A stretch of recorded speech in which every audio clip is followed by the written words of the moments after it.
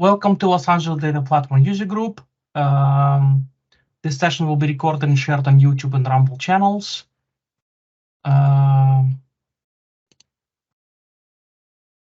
Good time of the day, everyone, whenever you are. By the way, please drop your city and country into the chat so we know which communities we are serving. Again, welcome to Los Angeles Data Platform. Thank you for joining us today. My name is Steve, and I'll be moderator of this virtual meeting. I'll be joined by a few team members today. Hopefully, Ioana is going to join. If this is your first time or you lost track of our meetings, you can check out the Eventbrite and also Meetup. You can also send us a direct email as well. All the hyperlinks on this slide are clickable.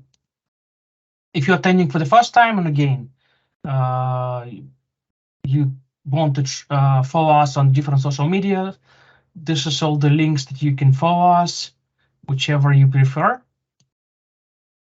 And also, please feel free to join us mailing list. We're sending newsletters links as well as reminders on upcoming meeting, and as well as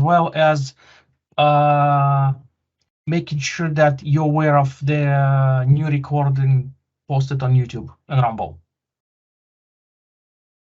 In this event is sponsored by Microsoft Team Delivery Technologies. Microsoft, everybody knows that public cloud, Azure, SQL Server, and lots of other things. Tintri is storage.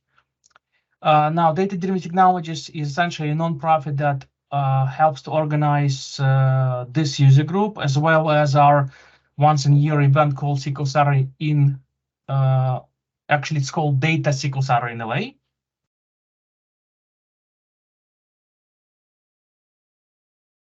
Next slide is, and at the end of this meeting, we'll be raffling custom t-shirt. So please scan the QR code or follow the link to enter your name. During this presentation, please feel free to drop questions or chat. Alternatively, you can think the muting might happen, might not. Depends on how this is going to go. And without further ado, let's move to the rock star of today's online meeting. Paul, take it away and introduce yourself. All right, will do, Steve. Thank you so much. I appreciate the invitation, appreciate the opportunity to talk to you all this evening. My name is Paul Turley. I'm a director of consulting services at, 3Cloud Solutions. I will share my screen so we can transition over to my deck. And so I've been in the industry for, 25, 30 years, kind of depending on what you count. So I've been doing this kind of work for quite a while. I've been working with Microsoft Business Intelligence, reporting, and analytics technologies for quite some time. And been a member of the MVP program for 14 years now. So I work pretty closely with product teams at Microsoft. Have the opportunity to be involved in the community with folks like with Steve, who run user groups and SQL Saturday events. I'm also involved in our local Oregon and Southwest Washington area user group. We also meet on the third Wednesday of the month. We happened to have canceled our meeting tonight, so this actually worked out pretty well. But we're planning our SQL Saturday up in the Portland and Southwest Washington area for November 11th. Of course, you folks have yours down there, and then we have the Bay Area group as well, the Silicon Valley group. I will plug, I know, Steve, you're involved in helping organize the Silicon Valley SQL Saturday, so I will plug that. The Silicon Valley SQL Saturday will be on October 20, I don't have the calendar in front of me, I believe it's October 21st. Mm-hmm. And I will be presenting a pre-conference event, so that's all day on Friday. We have two pre-con sessions. I will be doing the one on Power BI. So if you want to learn how to use Power BI the right way with enterprise data and lots of data that will really kind of follow the same topic of this presentation, that event will be in San Jose on Friday, the 20th of October. So get moving. Why are my slides not advancing? This is strange. I've never had this happen with PowerPoint before. I think I must have a dialogue open somewhere. Give me just a second. Yeah, I was closing another PowerPoint presentation. I had the open file dialog open. And hold on just a second. Let me just save this to my desktop so I don't lose some work. Apparently, when doing that, I can't advance the slides in this deck. There we go. Hey, that works. All right. Well, you're welcome to follow me on X, formerly known as Twitter. There's my handle. My blog is SQLServerBI.blog, and all of my presentations, the material that I can share from my presentations, and kind of supporting resources you'll find on my blog. So I would encourage you to follow that, and you're also welcome to follow me on LinkedIn. So what's this all about?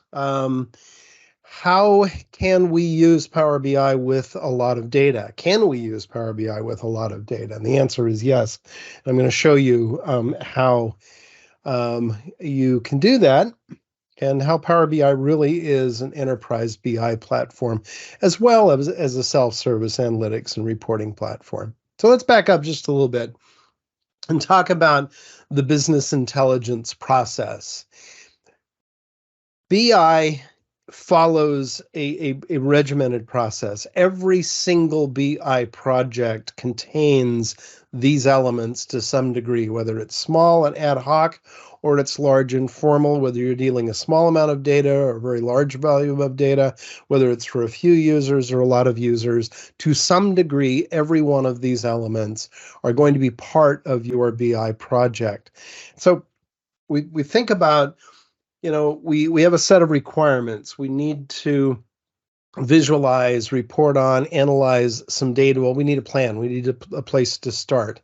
And then we need to figure out where our data is, how to connect to it securely, how to import that data or connect to that data, transform it, mold it, process it, model it, create calculations, visualize and present it, and then publish that to a shared space so that it can be available to other users, and then it needs to be managed and secured. So over the past couple of years, I've been walking my dogs every morning through a neighborhood that when I started was just a bunch of empty lots.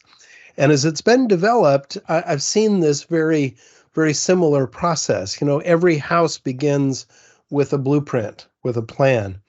And then as a lot is planned, they'll put stakes in the ground and run string and chalk lines and figure out where the foundation is going to be, and then pour the footings.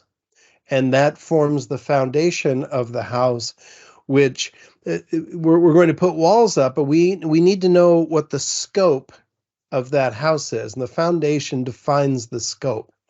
How big is it going to be? Where are the rooms going to be? Where will the garage be, etc. And then we frame the house. And then we put a roof on it. And then we cover it. And we create the doorways, and then the electrical and the plumbing and the internet and all of the services. And then finally we finish the house and it's ready to move in. So it's a very similar pattern, which reminds us that a lot of what we do are based on patterns. And patterns really dictate best practices. If we follow well-known patterns, we can build a house the same way that other successful homes have been built. We can also build reporting and analytics solutions the same way that other successful reporting and analytics solutions can be built. So here's a reality check. Number one, it's important to embrace the technology, to understand the technology that we're using, to understand what it was designed for, how it was architected and designed to be used, and to use the right tool for the right job. So you wouldn't use a hammer to pound in a screw. You wouldn't use a screwdriver to pound in a hammer, though I've seen it done. You wouldn't use a chainsaw to do finish work. Well, in the same way, Power BI natively is optimized for analytic reporting, not transactional reporting. And we would use different reporting tools and different processes and different approaches if our needs are transactional in nature rather than analytic in nature. But you can manage very large data sets and transactional details using the right features. And we're going to talk specifically about that. When we're talking about enterprise BI, we're talking about Power BI premium features. And so it's important to understand that the licensing model and the options that you have when you're dealing with a lot of data and enterprise capabilities, we're really talking about premium here. Star schema design is nearly always the right solution. Data has to be shaped so that it can be analyzed and so that it can yield the right answers. And import mode generally is going to be the fastest and most efficient option within Power BI as opposed to DirectQuery. All right, so let's dig into this a little bit. Let me just, I'm going to ask this question and try to incent some feedback and some audience participation. When I mentioned VertiPAC, the VertiPAC engine, please chat whether you know what the VertiPAC engine is. Is this a term that's familiar to you? Yes or no? Or is it something that is new to you? If you could just quickly chat, yes, I know what it is. No, I don't know what it is. I know a little bit about it. Appreciate your participation here. This kind of gives me an idea of kind of where you all are in terms of understanding some of these terms and technologies. All right, I'm not gonna delay us here, but I'll look for your feedback. So the VertiPAC engine, this is the internal name of the analytic engine behind Power BI. And the VertiPAC engine really kind of grew up with the tabular version of SQL Server analysis services, now called SSAS Tabular, also Power Pivot, which was and still is an add-in for Excel. It's an in-memory analytic engine that can execute queries very, very quickly. And so what is the VertiPAC engine? Well, it's an in-memory cache of data. That means the data sits in memory where it can be accessed very quickly. It's much faster to get things out of memory than it is off of disk or out of storage. It can be refreshed frequently, but it is a copy of data. It implements column-level compression, which means that every single column is compressed individually using encoding algorithms. And there are a number of different ways that those values and the data in each column can be encoded. The details are not so important, but just understand that we can achieve an extremely high level of compression, which means that when we retrieve data, when you're reporting on data, when you're browsing on data, that data has to be uncompressed. And typically that compression and uncompression happens faster than it would take to seek through uncompressed data, because typically computer CPUs are very, very fast. We could take advantage of available compute as part of the compute engine. VertiPAC has two sides to it. It has a storage engine, and storage in this sense is actually referring to stuff in memory, and the formula engine, which is essentially what Dax does. That's the language that we use to query that data and perform calculations and aggregations. All right, so first question. I work in consulting. I work with some pretty big customers. When we work with new customers, we sit down with them, we start talking about requirements. One of the first questions that I typically ask is, how much data do you have? And oftentimes our stakeholders don't know how much data we have to work with, and so they'll bring the DBA into the room. We'll say, hey, DBA, why don't you tell our BI expert here how much data we have? Now, the DBA doesn't know how much data we're actually going to need for analytic reporting, so he or she might say, well, our data warehouse is 1 terabyte in size. So that's how much data we have. That's how big our data is. It's 1 terabyte. So let's think about this. If we start with a 1 terabyte source, we're not going to need every single table in that database. We're not going to need every column in every table. So maybe after we sift through that 1 terabyte data warehouse, we might figure out that we have about 30 gigabytes of data in selected tables and selected columns to work with. All right.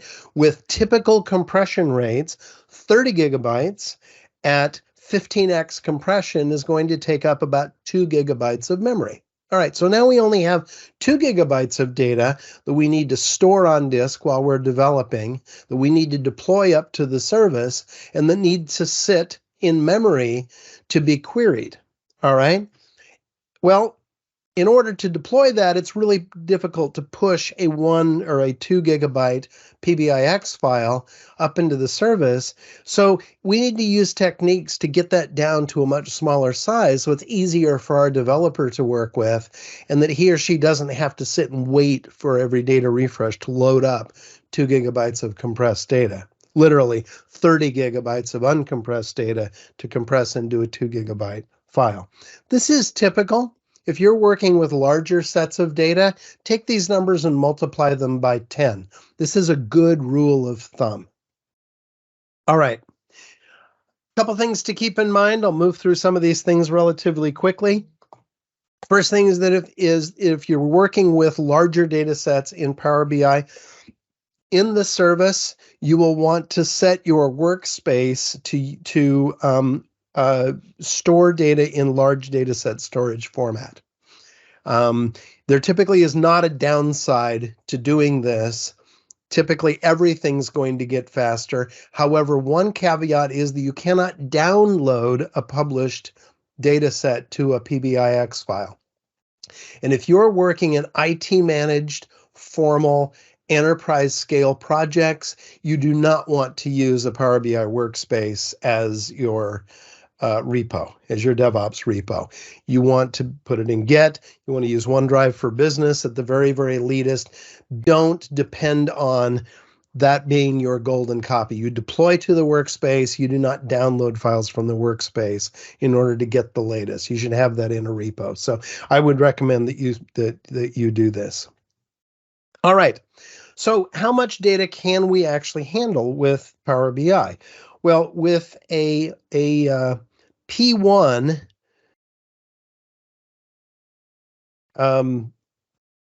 capacity, which is a premium capacity, a P1 capacity has a limit of 25 gigabytes per data set. So go back and think about that compression rate. If you've got 15x compression, this is a very, very large set of data. Remember that this is per data set. It's not for the entire workspace. There isn't really a stated limit on the workspace itself. So a P1 premium capacity can manage a lot of data. Typically, very, very large organizations will need to move from a P1 to a P2 or a P3.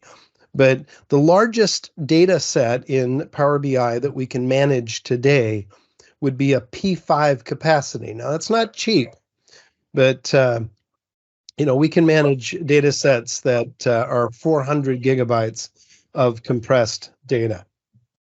All right, so yes, Power BI is certainly capable of managing a lot of data. So these are large data set options. First of all, we want to use date range parameters to keep the size of our largest tables as small as possible. We typically want to use import mode, but I'll also talk about DirectQuery mode, dual mode, and composite models. But we can also use aggregations to essentially mix modes to be able to manage our data, both using import mode in aggregate and using DirectQuery mode when we do have transactional details. I'll show you how that's done. And then that kind of brings us into the realm of composite and hybrid data models, which again are different ways of mixing import and DirectQuery mode. All right, data source scale. So these are sources of data that do not support what we call query folding. Query folding is an extremely important concept in Power BI, probably one of the most important things that a new developer should learn is you want to use data sources that support query folding. And assuming that you're using a data source that supports query folding, you want to use it in a way that it actually implements query folding. So think about this. If my source data are just files sitting out in a folder, bunch of Excel files, bunch of CSV files sitting out in my file system, that does not support query folding. In other words, there is no database engine to offload the query execution to. Power BI has to bring that data into memory and then perform the data transformation steps. A folder full of files, if you're using a folder as a data source, no database engine. There's nothing to actually perform execution. Now, if you've got a bunch of files sitting out in a data lake and you're not using Delta Lake, you're not using a lakehouse, you know, there isn't a Spark engine, it's just a storage place for a bunch of files, again, doesn't support query folding. So you want to be smart about this. These are examples of data sources that do support query folding. SQL Server, Azure SQL, Synapse Analytics, a number of relational database engines, Teradata, Oracle, Snowflake, Redshift are all relational databases or database systems that have compute capabilities, and Power BI can issue a query against those databases. The query runs there in the memory on the compute of that system, and then it only returns the results to us. That, by definition, is query folding. Cloud-based data warehouses. Now, when I prepared this presentation, Fabric wasn't a thing yet. It's in public preview, and we're getting pretty close to general availability of Fabric. And this is where the concept of a lakehouse as a layer that sits on top of Azure Data Lake storage, the lakehouse itself can host a data store that does support query folding. So it is very efficient. It is very smart. And it has a compute engine. The Spark engine actually executes queries. So just understand that if you're using a lot of data, it's really important that you implement query folding. I'm going to show you how that works here. All right. Optimize for compression. Eliminate wide text columns.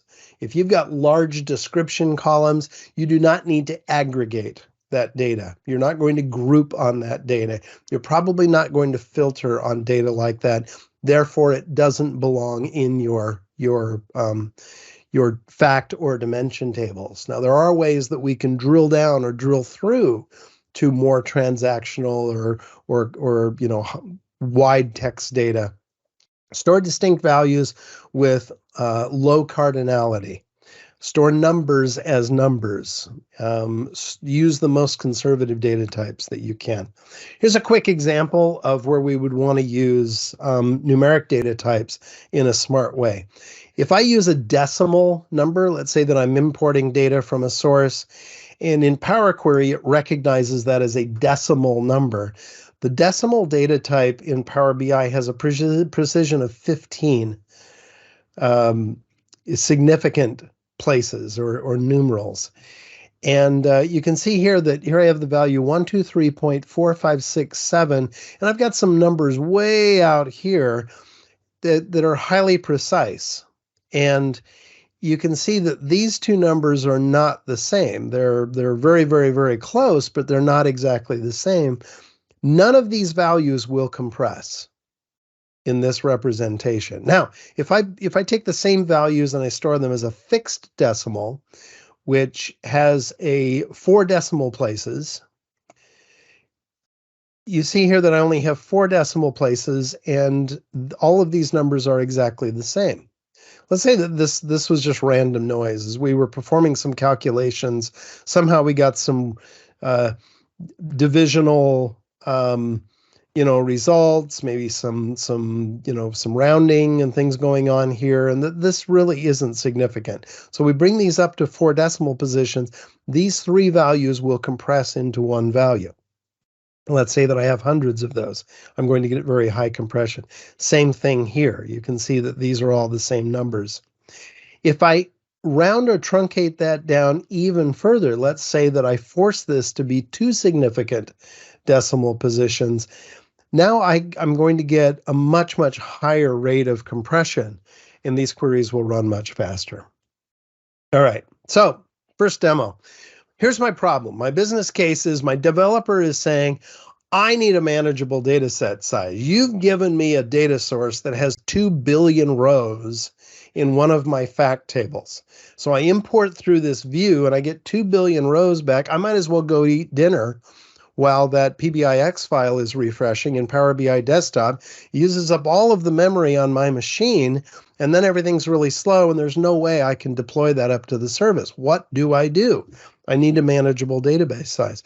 Well, I need to keep the PBIX file as small as possible. I want it to be fast when I refresh the data. I need to be able to deploy it quickly. And I also need to be able to check it into my source code control. Whether I'm just putting it in OneDrive for Business or I'm using a Git repository, I've got to have a file that's small enough to store. So let's say I want to keep it under, 100 megabytes in size. So how do I do that? And why is PowerPoint complaining? I don't know. All right, so this is how we're going to do that. So I'm going to open up a prepared PBIX file that I have over here.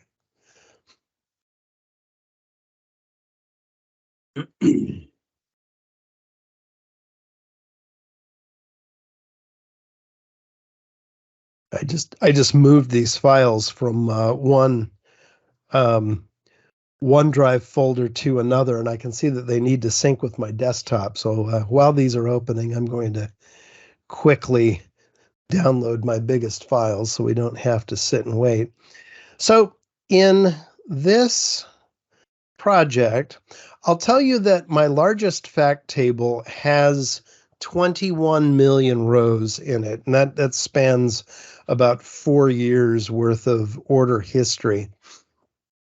So this is my fact online sales table. When I build a new project, bear with me just a second. I'm using a training set of data, so I just have some student credentials I need to pop in there real quick for my Azure SQL database so we can load this up with some data. I use the incremental refresh pattern to create date range filters in all of my fact tables. Now, my project may not be sophisticated enough where I actually plan to implement incremental refresh, but I'm going to use that pattern so that I'm always using a standard best practice. I'm always using the same pattern. And another developer who comes and picks up this project after me will come in and say, oh, I recognize the incremental refresh pattern. I know how that works. So it's not a mystery to me, and I can maintain this. And the way that this works is I have a range start and a range end parameter. Let me edit these parameters. Let's go do it this way.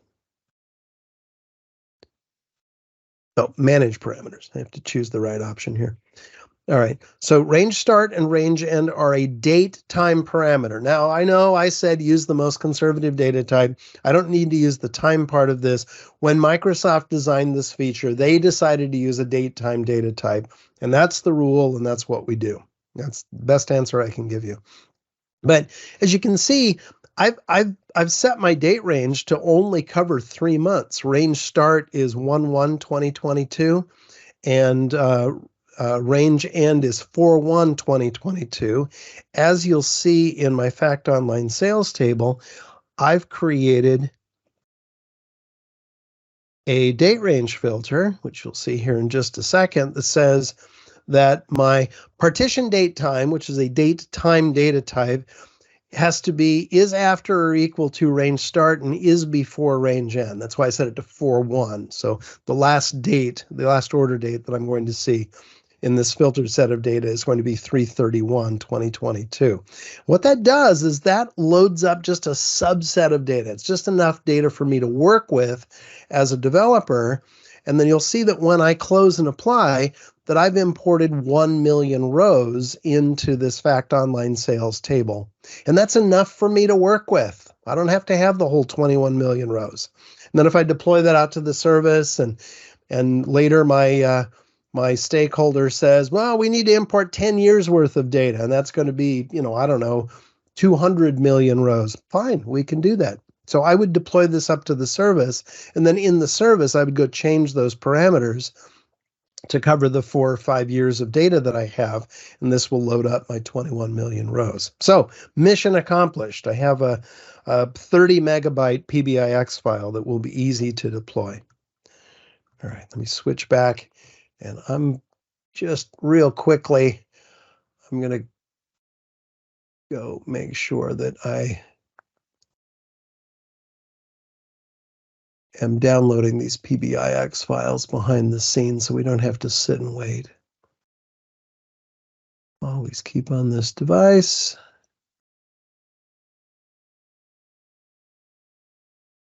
All right, 2 more to go.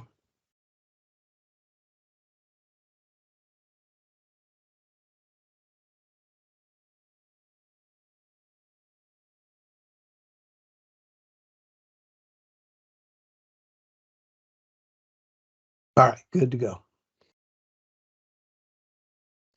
All right, so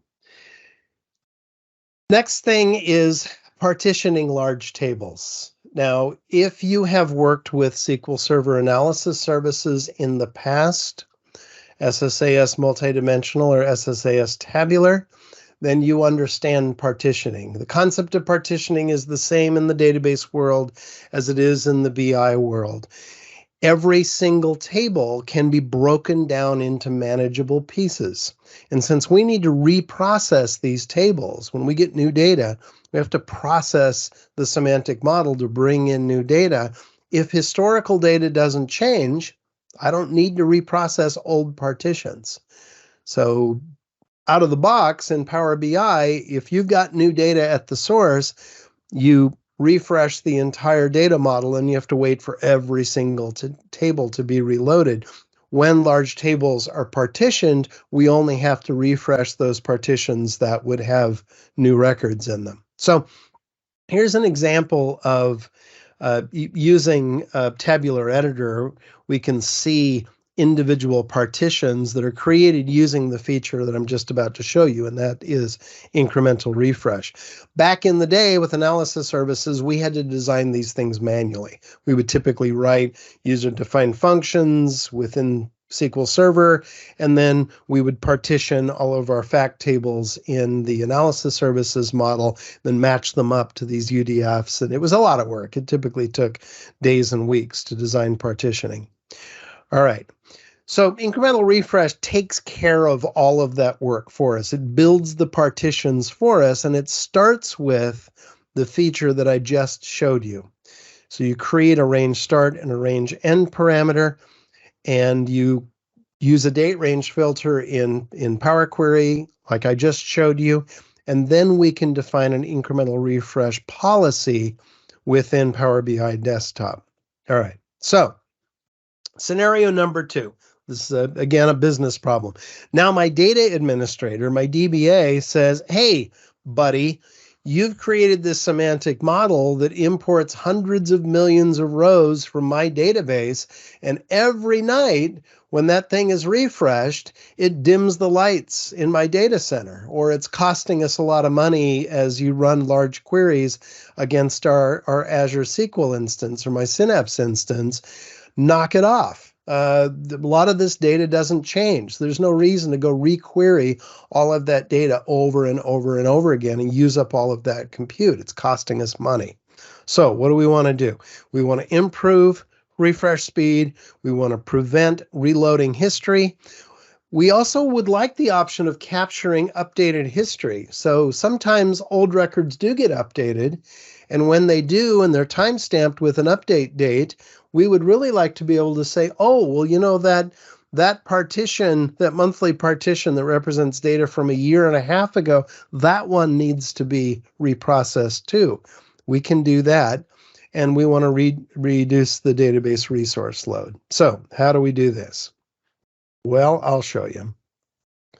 So I'm going to open up demo number 2, where I've implemented incremental refresh.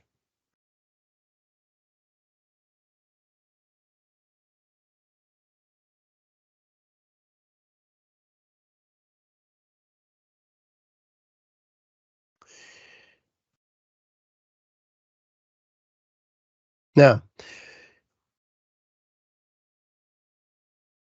as you can see in this particular model, I have about 4.5 million rows loaded. That's really immaterial. This could be exactly the same model that I just showed you previously, but on each of my large fact tables, I'm going to set up this incremental refresh policy. So there's fact online sales right here. We'll go down to my ellipsis menu, and you can see here I've flipped this switch, and I'm saying, okay, for fact online sales, I want to archive 5 years worth of data. So I'm going to import 5 years worth of data, but I want you to break that data into yearly partitions starting 5 years ago. So 5 years ago, then 4 years ago, then 3 years ago, then 1 year ago. But within that 1 year period, the most recent year period, I want to incrementally refresh the past 2 months. So this algorithm is going to be smart enough to say, okay, well, what I'm going to do then is I'm going to break the last year into monthly partitions, and I'm going to make a point to always refresh the past 2 years, or I'm sorry, the past 2 months. Additionally, because we have a column in this fact table called update date that timestamps records that have been updated, even if they're historical records, I want to get the latest. Oh, I'm sorry, that refers to this checkbox here. We're going to detect these changes based on this update date, and internally the service is going to keep track of when the last refresh was done, and any update date values that are more recent than that, it's going to reprocess those partitions. So it's smart enough to do all of this itself. Additionally, this is a feature I don't really talk about here. This implements what we call a hybrid model by making the most recent month or part of the month use DirectQuery. Now that potentially might be slower, but it represents a pretty small fragment of my data. You can see a little diagram here that says, okay, all of this is going to be archived. It doesn't get refreshed automatically. We have an incremental refresh that goes 2 months back, and within the current month, we're going to see real-time data. All right. Any questions about the concept of partitioning fact tables or incremental refresh? Is it better to do on a database, or it still makes sense to do it in Power BI? They are 2 different things. So partitioning can be done in the database, and partitioning can be done within Power BI, but they serve 2 different purposes. So my answer is going to be it makes sense to do it in both places, but for different reasons. Okay. Yeah, so if you're partitioning your database, that's great. That's going to give you more efficient loads in your database, but we're partitioning fact tables in Power BI so that we can control the refresh into our Power BI data model. Got it. Good question, though. All right. So what do you think this is? I know it's really, really small. I'll tell you that this is a table, and I've seen a lot of tables like this in Power BI projects that customers hand us. Typically customers who have used other reporting products like, let's say Tableau, that encourages developers to store their data in this format. Power BI absolutely hates wide tables. So this is an important rule. No big, wide tables. Now I have a handful of enterprise customers who insist that this is how they want to manage their data in Power BI. And I can tell you that it's costing them a lot of money not to embrace this very, very important rule. And that is that we should not store tables with lots and lots of columns, and particularly fact tables. Dimension tables don't matter nearly as much, typically because they're not as tall as a fact table. But in its purest sense, if you go back to the Data Warehouse Toolkit from the Kimball Group and read, a fact table in its purest sense should only contain foreign keys and numeric columns that are used for aggregation, period. Now, we bend and break those rules a bit, but loading up a fact table with a whole bunch of wide text columns is poison. And you cannot have a wide and a tall table. Use that as a fact table. All right, so this is a very simple version of a star schema. You see our online sales table there in the middle. And, our customer, product, order date, store, these are dimension tables. Now, not all models are this simple. And sometimes we have to get a little more creative than this, but the star is the answer to good performance within Power BI. All right, so here's another scenario. Business users say, all right, we need to see details. We need access to those text columns. We need to be able to get down to transactions below the order date, down to the customer placed these 15 orders on a date. And, we normally don't model our data that way. We want to drill down in context, meaning that I'm going to use an analytic report to get down to my customer, down to an order date, maybe within a month, maybe a group of customers within a geography or within a sales district. And then I want to drill in that context to transactions, to detail records. And I also want to see recent data changes. I don't want to see yesterday's data. I need to see the orders that were entered today. How do we do that? So, first of all, I'm going to show you the impact of importing a wide table. So I've brought inventory data into my data model, and I'll show you that this model, where I don't introduce all of the columns that could be out in my dimension tables, this model is a correctly modeled star schema that contains a lot of detailed information, but it's in a star. And you can see that my PBIX file size is 35 megabytes. Now, let's go down to the one with the wide table. And you'll see that this one is half a gigabyte. It's about 500 megabytes. So let's open this up.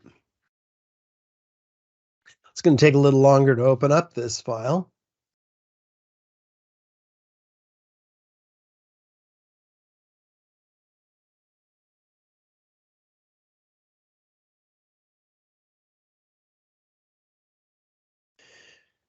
All right, once that opens up, you'll see that I have this inventory details table. If we just take a look at the table itself, you'll see that's very wide. Now, this is just demo data. I've seen production examples where, we have 300, 400, 500 columns. And again, our stakeholders, our users are saying, yeah, but we need that data. We have to have access to that data. In my reports, I need to be able to see customers with notes and comments and, all of these things. So what do we do here? Now let's go take a look at a report that I've created. And I have an inventory details page right here that I have that wide table here, and then I have some aggregate visuals over that table, and I have a drill through path. So we're saying, all right, well, here's our product categories. I'm going to go to cameras and camcorders for the month of January. I'm going to right click there, and I'm going to drill through, and I'm passing some parameter values. I'm passing the product category, I'm passing the date to my inventory details page. You can see that came up very quickly. So my users are saying, yeah, well, that's great. That's awesome. but I'm importing all of this, and let's multiply by 10 and say that my PBIX file is 5 gigabytes in size, and it's a real bear to make changes and redeploy it, and it takes a long time to refresh the data. So we only refresh it every day, and our stakeholders are saying, well, this is no good. My data can be, a day old, and I want to see the orders from this morning. So, how do we fix that problem? So, there's our big wide fat table. And so our developer says, hey, I learned about this thing called DirectQuery. You don't actually have to import the data, you just connect to it. And then as you navigate through that data and you drill and you interact with visuals, that it takes the Dax query and it translates it into T-SQL, and it sends the T-SQL query to SQL Server. It does the query and it sends the data back. So let's take a look at what happens when we do that. All right, so here's my drill through to details with DirectQuery. And I will share with you that with a DirectQuery connection to that same inventory details table, we're back to 35 megabytes. We don't have the 500 megabyte file anymore. So let's open this one up. This ought to open a little faster.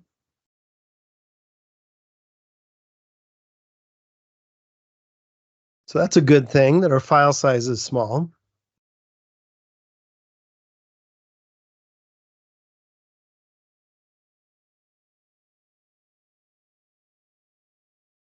Okay, so my customers, are very happy so far. They're able to go down and say, okay, well, here's my cameras and camcorders, and here's the month of January, and I'm going to drill through to the same details that we did before to my inventory details page. Wait, what's going on here? Things are spinning. I just see these little spinny things going on here. And I will tell you that it takes about 45 seconds to get to this detail page, and we're not going to sit and wait for it. When I did this presentation in Seattle last year, this is when I took a lot of questions because obviously it takes a lot of time. So this is not an ideal scenario. DirectQuery can be very slow, especially when you're dealing with a large volume of data. So how do we alleviate this problem? So, all of our users say, yeah, thanks for giving us the features we asked for in this report. It's great that we can get to live data. We can see the records that were just inserted. We don't have to wait for the model to refresh every night, but it's really slow and it's really affecting our productivity. So we really want the best of both worlds. We want the details that DirectQuery gives us. We want to be able to get to real-time data, but we also want things to be fast. And so since we usually browse that data grouped by product category and by date and by geography and by other things, if we could make that part fast, and then it's okay if maybe some of the detail level drill downs are a little bit slower, but they can't be as slow as that last report was. So how do we do that? Well, we can do that by designing aggregations. And essentially what that means is we use both import mode and DirectQuery mode to be able to kind of provide a trade-off. Just in the interest of time, I'll show you that this is what the dialog looks like within Power BI Desktop. So essentially what you do is you decide what you typically group on. And you have your DirectQuery table, and then you look at that and you say, but we normally group by order date, customer, product subcategory, and then we aggregate the sales amount in the unit price. And so under most conditions, we will want to aggregate based on this. And in that case, we're going to send it to we're going to send it to our sales ags table, which is my import mode table, and that's going to return very fast results. Let me show that to you. All right, so this query finally came back, but I'm going to close it.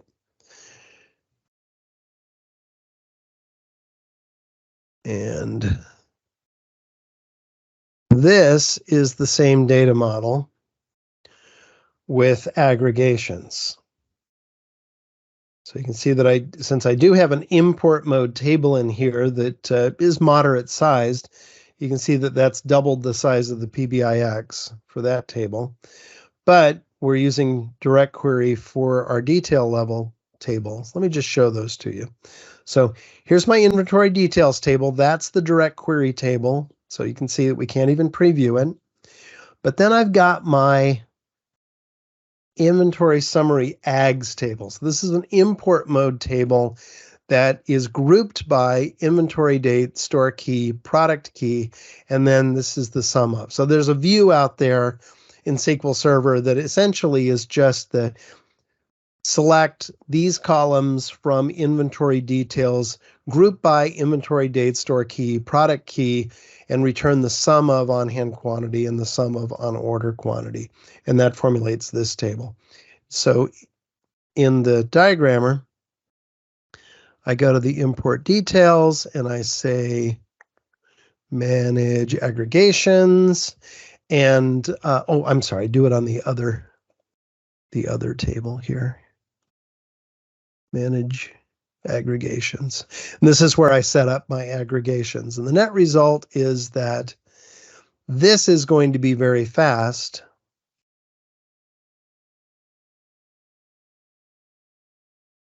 And then we will still have some, oh, I just realized that I did this the wrong way.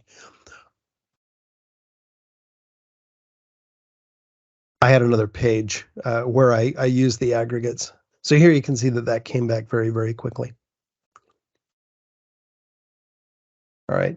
Patrick LeBlanc does a whole series on aggregations. So if you go to the Guy in a Cube site or YouTube channel, you want to learn more about aggregations. He really dug into aggregations, and he also shows how to debug them, how to troubleshoot them, how to figure out if you're actually hitting your aggregations.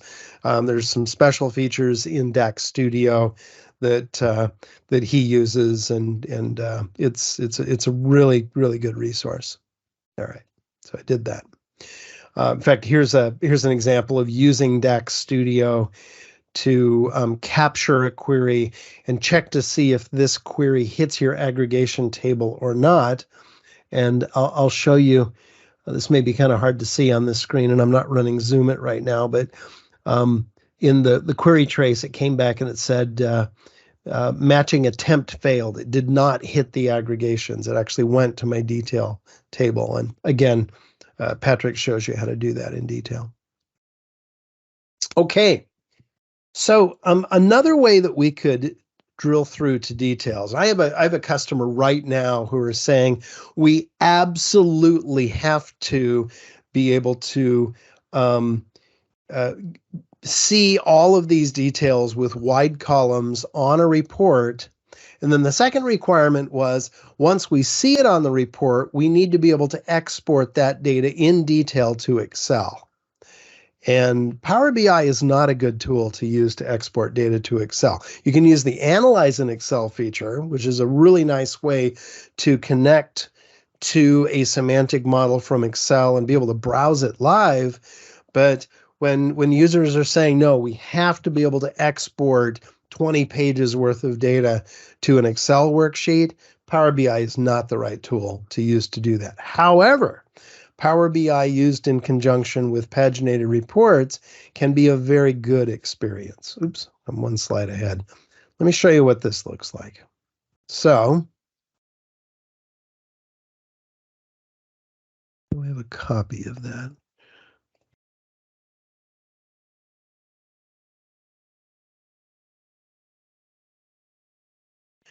All right, so I have two reports here. I'm going to open up my Power BI report first. While that's opening, I will open up my paginated report in Paginated Report Builder. So let's start with the paginated report. So if you've used SQL Server reporting services, you're already familiar with paginated reports. It's essentially SSRS in the Power BI service. Use paginated report builder as your report designer.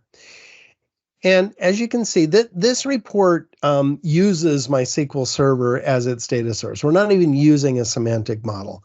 So if you go to the data sources, you'll see here that we're hitting my SQL Server database directly, and I'm running a SQL query here. Oops.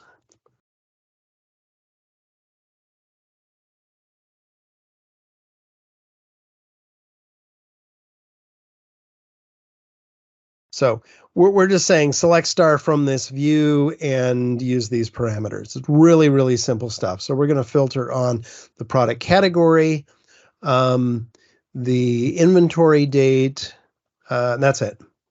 The inventory date month or the inventory date, depending on the level that I'm at. All right, so we've just got a couple of simple parameters that we're passing. Yes, I want to just, okay. And then here's my Power BI report somewhere.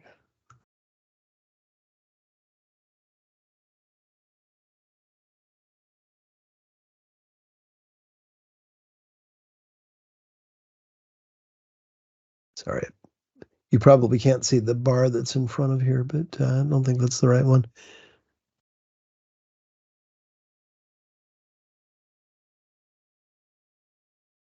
That did not seem to open visibly. I see that I can Alt-Tab to it, but let me just try that again.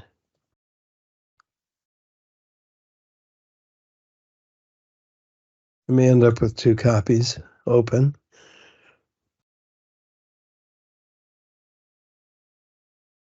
I'll bet that dialog opened up behind and I didn't see it since I was opening Report Builder. All right. So now I will tell you that since I prepared this presentation, we now have paginated report drill-through capability built into Power BI. I haven't updated this presentation to showcase that, but the technique that I'm showing you is actually a bit arcane now that we actually have the ability to do this natively, but the effect is still pretty much the same. So what I have done is I'm storing the path to my deployed paginated report out in a workspace. I'll probably be prompted, be prompted for credentials since I don't have that tenant open yet.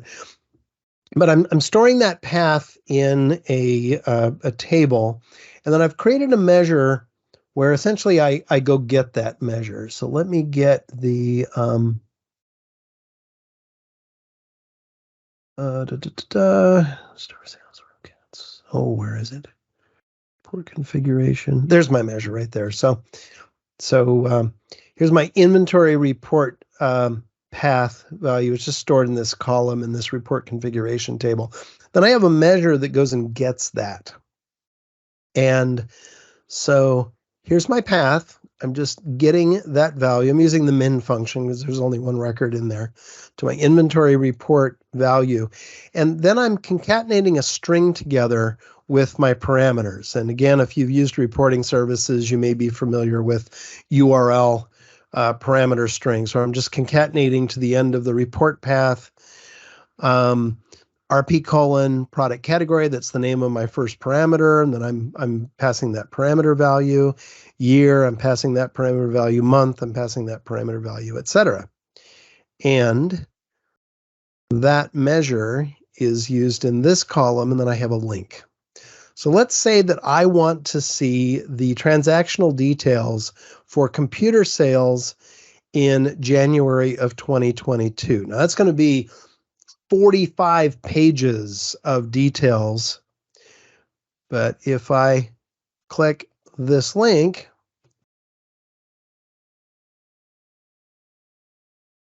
it takes me to that paginated report, passes those parameter values. And so you can see there's my product category, there's my year, there's my month. And it's running that T-SQL query against Azure SQL right now. Paginated reports shows me how many records are being fetched. So at least my user's entertained while they're waiting for all of these rows to come back. And of course, it's going to take time. It's a lot of data. It takes time to render. But my user knows what's going on, so they're probably going to be a little more patient. So you can see, look, here's page one of, it wasn't 45 pages, it was 1,400 pages of transactional data, 1,415 pages. You can see as I page through, there's my page level report rendering, which speeds things up a bit. Okay, the point here is best of both worlds. I have fast aggregate level reporting, analytic reporting in Power BI. My model is small, it's manageable, everybody's happy, and now my users get to navigate to their transactional details in an operational style report that they could easily export to Excel or print or just page through 1,400 pages of report. So that takes us to this conclusion. You don't have to use all of these features. You don't have to memorize all of these things. Start with the basics. If you're working with any volume of data, always, always, always use date range parameters. Apply the incremental refresh policy. At 3Cloud, I'm in charge of writing and enforcing our standards and best practices. And this is one of our best practices that we document and that we insist on using on all of our client projects so that they're all repeatable. They're all future-proof. Every one of our people knows how to do this. Use date range parameters. Then when it makes sense, you can graduate to setting up an incremental refresh policy if you need to do that so that you can implement partitioning. At some point, you might need to do custom partitioning, and you can do that. You can make up your own partition rules if that's necessary. And then coordinate different report types. Use Power BI interactive reports when it makes sense. Use paginated reports when it makes sense. Use composite models with DirectQuery, again, to get the kind of best of both worlds, to do drill through within a single report, and then you can do drill through to a paginated report if you need that style of reporting. So I'll ask if there are questions at this point, but this is my concluding slide, and I'll thank you for your time and attention. Again, remind you that you're welcome to go back to my blog and follow me. I blog on a lot of topics like this, and happy to link with you and join you out in the blogosphere or your social media, wherever you enjoy that. Any questions? Thank you everyone for joining our online meeting today. With that, thank you. Have a great day and hear you next time. Thanks, everyone. Thank you. Bye-bye. Have a good night. Bye-bye. Bye.